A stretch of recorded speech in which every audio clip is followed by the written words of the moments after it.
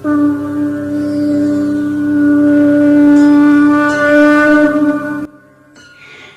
श्री राम। नमस्कार। हमारे YouTube channel पुरातन कथाएं में आपका हार्दिक स्वागत है। आज के इस भाग में हम आपको राम के राज्याभिषेक की घोषणा के विषय में बताएंगे। पिछले भाग में हमने आपको राम, भरत, लक्ष्मण तथा शत्रुघ्न के विवाह के विषय में बताया था और अब इससे आगे विवाह के पश्चात मिथिला से लौटकर अयोध्या में रहते हुए कुछ दिन आनंद पूर्वक व्यतीत हो जाने पर महाराजा दशरथ ने भरत को बुलाकर कहा, वत्स, तुम्हारे मामा युद्धाजीत को आए हुए पर्याप्त समय हो गया है। तुम्हारे नाना नानी तुम्हें देखने के लिए आकुल हो रहे हैं, अतः तुम कुछ दिनों के लिए अपने ननिहाल चले जाओ। पिता के आदेशानुसार भरत और शत्रुघ्न अपनी माताओं तथा राम और लक्ष्मण से विदा लेकर अपने मामा युद्धाजीत के साथ कैकई देश के लिए प्रस्थान करते हैं। कैकई पहुंचकर भरत अपने भाई शत्रुघ्न के साथ आनंद पूर्वक अपने दिन व्यतीत करने लगे। भरत के मामा युद्धाजीत उनसे उतना ही प्रेम करते थे जितना कि उनके पिता राजा दशरथ। मामा के इस स्नेह के कारण उन्हें यही लगता था मानो वे ननिहाल में न होकर अयोध्या में हो। इतने पर भी उन्हें समय समय पर अपने पिता का स्मरण हो आता था और वे उनके दर्शन के लिए आतुर हो उठते थे। राजा दशरथ की भी यही दशा थी। यद्यपि राम और लक्ष्मण उनके पास रहते हुए सदैव उनकी सेवा में संलग्न रहते थे, फिर भी वे भरत और शत्रुघ्न से मिलने के लिए अनेक बार व्याकुल हो उठते थे। समय व्यतीत होने के साथ राम के सद्गुणों का निरंतर विस्तार होते जा रहा था। राजकाज से समय निकालकर आध्यात्मिक स्वाध्याय करते थे। वेदों का सांगोपांग अध्ययन करना और सूत्रों के रहस्यों का समझकर उन पर मनन करना उनका स्वभाव बन गया था। दुखियों पर दया और दुष्टों का दमन करने के लिए सदैव तत्पर रहते थे। वे जितने दयालु थे उससे भी कई गुना कठोर वे दुष्टों को दंड देने में थे। वे न केवल मंत्रियों की नीति युक्त बातों को सुनते थे बल्कि अपनी ओर से भी उन्हें तर्क सम्मत अकाट्य युक्तियां प्रस्तुत करके परामर्श भी दिया करते थे। अनेक युद्धों में उन्होंने सेनापति का दायित्व संभालकर दुर्धर्ष शत्रुओं को अपने पराक्रम से परास्त किया था।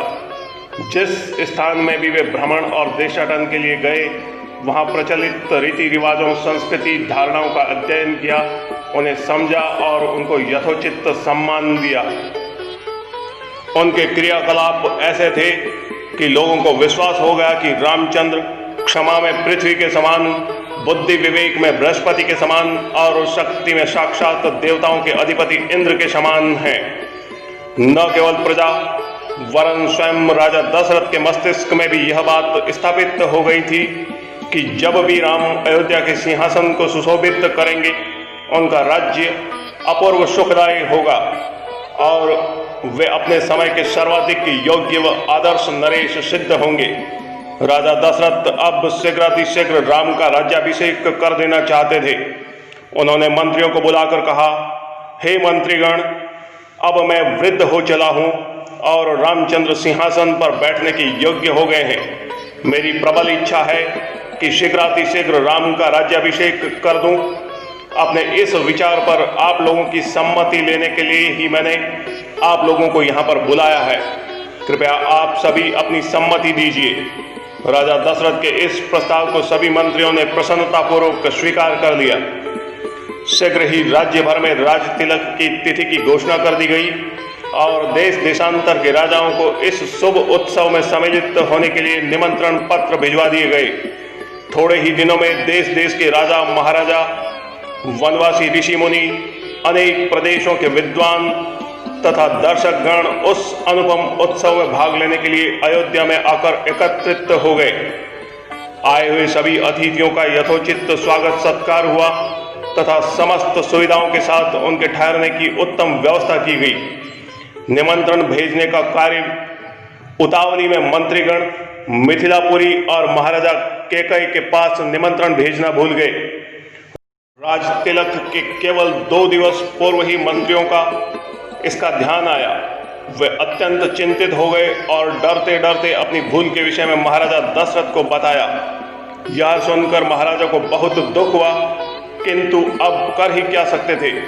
सभी अतिथि आ चुके थे, इसीलिए राज तिलक की तिथि को टाला भी नहीं जा सकता था। अतएव वे बोले, अब जो हुआ सो हुआ, परंतु बात बड़ी अनुचित हुई है। अस्तु वे लोग घर के ही आदमी हैं, उन्हें बाद में सारी स्थिति समझा कर मना लिया जाएगा। और यह कहकर राज तिलक की तैयारियों में लग गए।